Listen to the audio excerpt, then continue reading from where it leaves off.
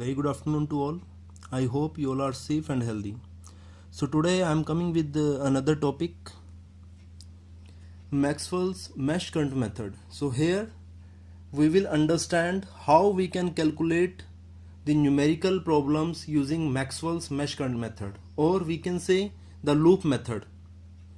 So here there are following steps we will taken here to solve the numerical problem.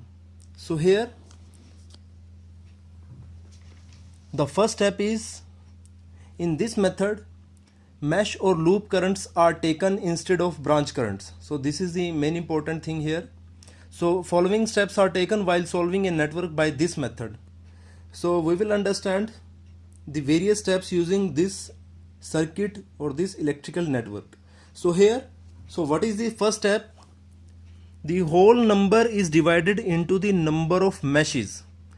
So what is meshes? The meshes is the elementary part of the loop which cannot be further divided into loops. So this is the part of the loop. So each mesh is assigned a current having continuous path. These mesh currents are preferably drawn in clockwise direction, and the common branch carries the algebraic sum of the mesh currents flowing through it. So here we can understand the first step. So the whole network is divided into the number of meshes. So here there are two meshes. First mesh is A, B, D and A. This one is the first mesh. So this is the closed path, elementary part of the loop. A, B, D, A. This one is the first mesh, and second one is the B, C, D, B. Here we can see B, C, D, B. So there are two meshes, and in each mesh we will draw or we will mark the current in clockwise direction. So here we will mark the current in clockwise direction in each mesh. So here we will mark the direction of current in each mesh. So this one is the first mesh. So here we will represent the value of current I1. So we will find at last the value of I1, and in second loop we will consider the current I2. So these are the two unknown quantities we will find here. So this one is the first step. In second step, write the Kirchhoff's voltage law or KVL equation for each mesh using the same signs as applied to Kirchhoff's law. So here with the help of these two meshes we will apply the Kirchhoff's voltage law. So in first loop or mesh we will apply the Kirchhoff's voltage law.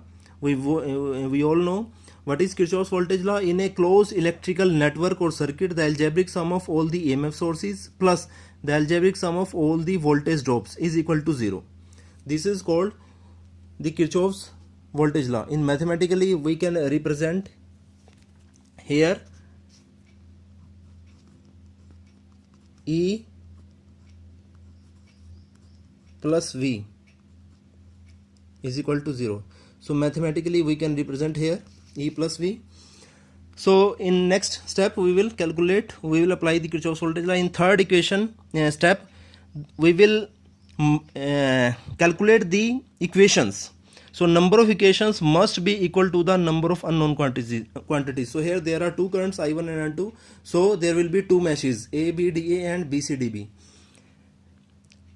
And solve the equations and determine the mesh current. So here we will make the equations and we will solve the equations, and lastly we will find the unknown quantities. In last step, that is step number D4, from mesh currents determine the various branch currents. So lastly we will apply the Kirchhoff's voltage law in each mesh, and we will make the equation, and lastly we will find the unknown quantities I1 and I2 with the help of equations. So this is all over about Maxwell's mesh current method. These steps we will follow when we will solve any numerical problem. So thank you so much. In next video we will solve the numerical problem using this method. Thank you so much.